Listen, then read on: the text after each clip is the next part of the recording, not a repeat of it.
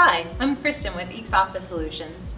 In this series of videos, we've been showing you ways to make settings on your Sharp copier in commonly used functions. Right now, we're going to copy the Scan to Email or Scan to Folder function on your copier. We'll start with the Email button here.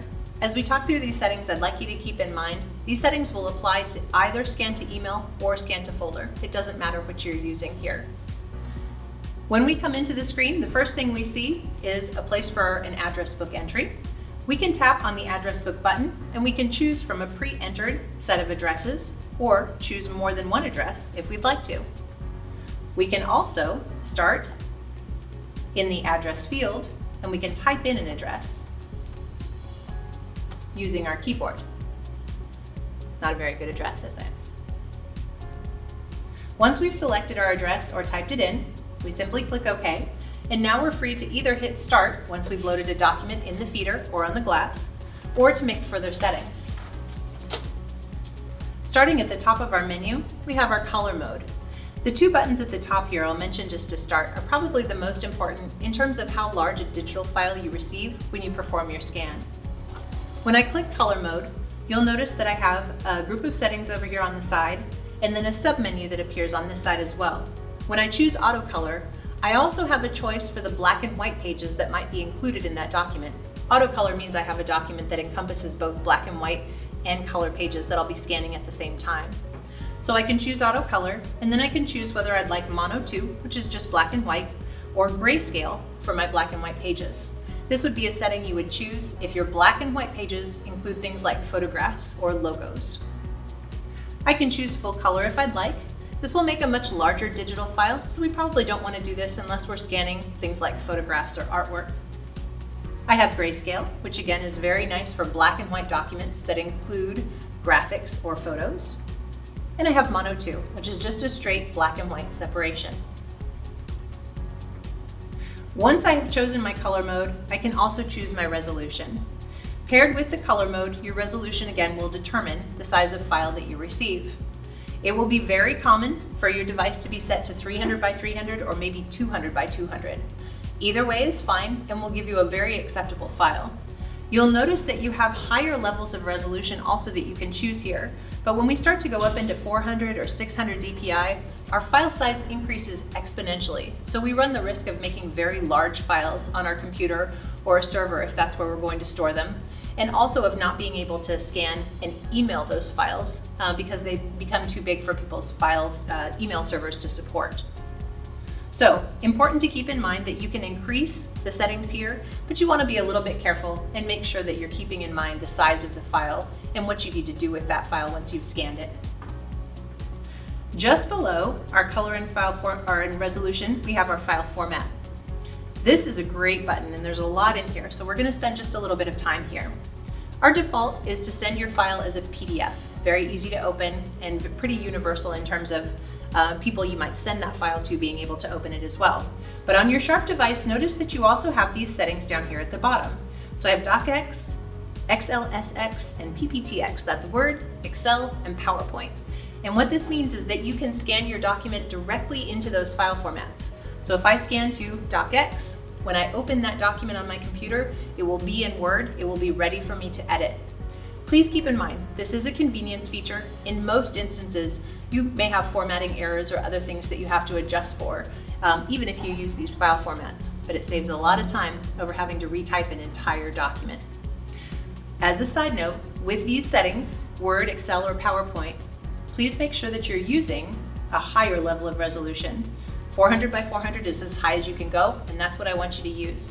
We'll get a better result from our document if we're needing to convert it to an Office format.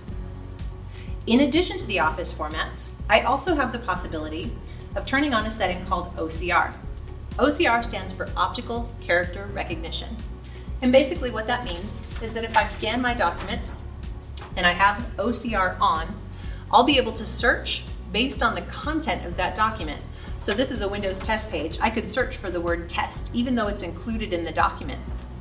If I don't turn OCR on, my copy machine doesn't recognize any of the page as text, it just takes a picture of it.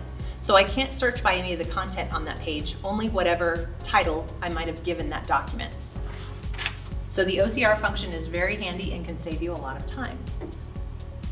If you need to send a confidential document, this encryption button, which you simply toggle off and on, will allow you to send a document with simple encryption attached to it.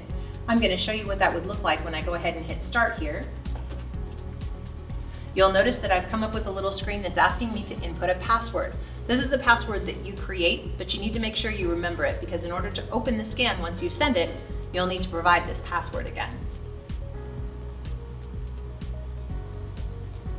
Last but not least, down at the bottom, we have specified pages per file. This one comes in handy sometimes for people who do things like job fairs or mass interviews, things like that. So let's say I go out to my job fair and I sit there for 8 hours and I get applications from 50 prospective employees. I come back to the office, I need to digitize those documents, but I have 52-page documents. I don't want to stand at the machine and feed each one in and hit an address and start 50 times over. I'll simply come into specify pages per file, click on the number field, and tell the copier that each of my files has 2 pages. Then I'll take my whole stack of 50, I'll put them in the document feeder, and when I hit start, I'll get an attachment that includes 1 file for each 2 pages. So it'll scan 2 pages, separate the file, scan 2 pages, separate the file, but I can do that all with 1 button push instead of standing here scanning them individually, which is very tedious. Very nice feature right there. All right, continuing down the side here, in my original button in the scan function, this is where I find my 2-sided setting. So if I'm trying to scan a 2-sided document, I don't have to make a copy of it and then scan both sides. I can simply tell my copier that my document is 2-sided, and I can choose either tablet or booklet. 90% of the time, booklet is what you want. That is a document that reads like a book, turns left to right. If I choose the tablet setting, my document reads like a calendar, so I read by flipping it up. If you choose incorrectly, you'll still get your document, but you may have to rotate a page or 2 of your PDF. Clear all there again. That brings us to the end of what we'll cover in the main menu section here. Notice at the top, once we've chosen our address, we also have the ability, if we'd like to put a subject and a file name on our email. So again, because these settings apply to both scan to email and scan to network folder, I'll mention that in that case, if we were scanning to network folder, we probably wouldn't need a subject.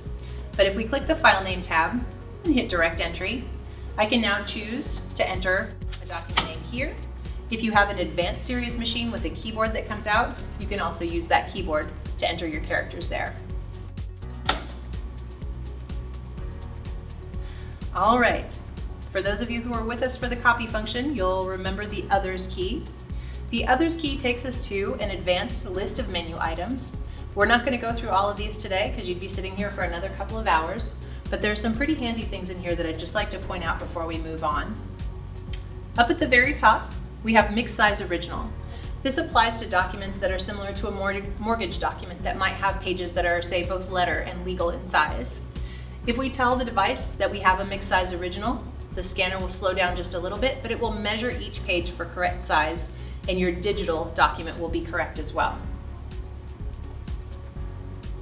Moving across here, the job build button. This is a really important one for scanning sometimes because it allows us to load the document feeder and then scan a job in and then add more pages to it without having to create an entirely separate file. So say I have 500 pages. I need to scan them all into my folder, but I need them to be one PDF file. Well, my 500 pages won't fit in the document feeder here. So instead, I can load up as many pages as I can get in. I'll have to choose an address here so I can show you what happens. We'll hit start. My first 200 pages, say, will scan in, and then the device will give me a message on the screen that says now you can load your next set of originals, or original, however you want, and press start again.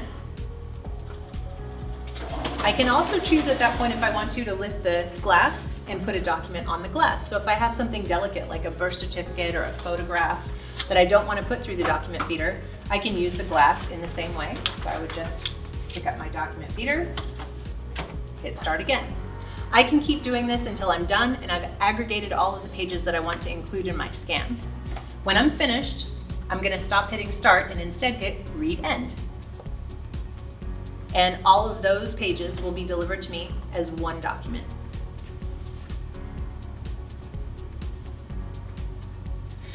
Moving down, last one I'd like to highlight for you is called multi-crop scan.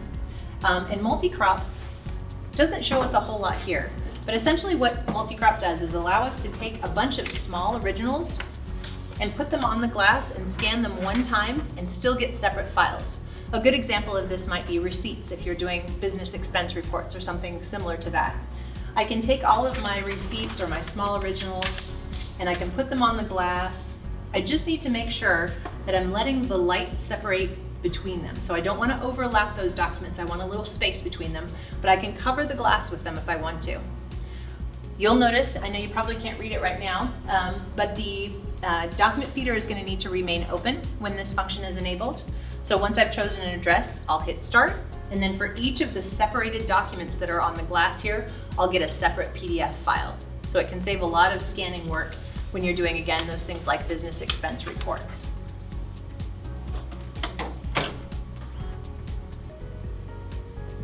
Last thing I'll mention here before we move on to our next video is we also have the preview function in our scan interface. We went through this in detail in the copy video in this same series. So if you'd like to see how to redact or remove pages or rotate pages from a scan, please refer back to that copy video. This function works exactly the same way and it's pretty handy. If you'd like some more information, if you need help customizing your device, if you need user training, or you have any other questions, please reach out to EECS. We're happy to help you. We can provide training either remotely or in person, depending on your preference, and we'd love to help you make your machine work a little bit harder for you.